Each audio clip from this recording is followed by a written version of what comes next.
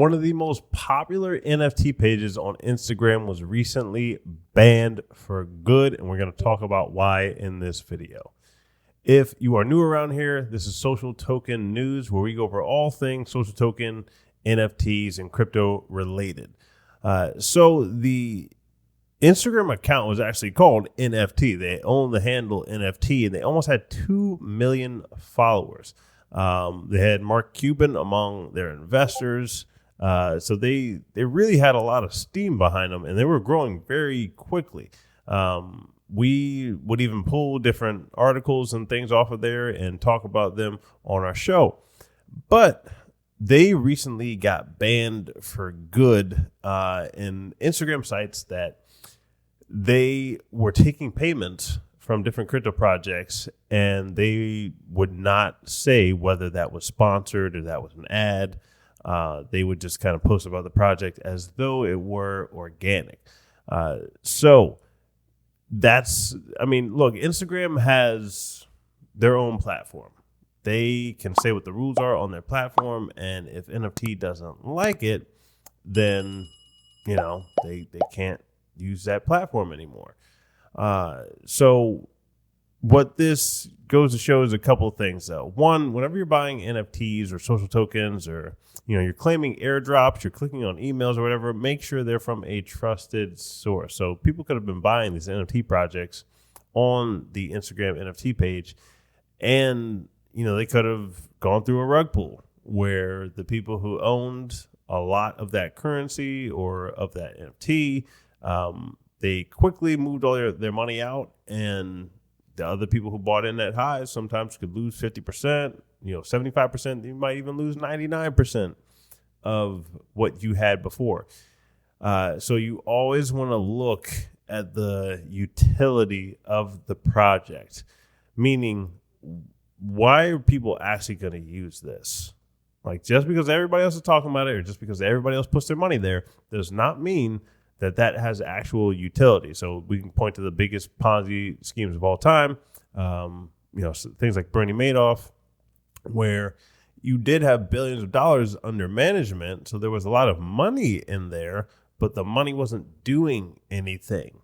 So arguably some people say this about some other very big crypto projects. Like, what are these actually doing? What we love on this channel about social tokens is that we know that they have immediate utility, because these are tokens that are tied to creators. They're tied to influencers and artists and sports stars, that they set the rules of what the utility of their economy is going to be. So if that's a sports star, it might be that he gives raffles for game tickets. He gives signed copies of jerseys. Things that people want.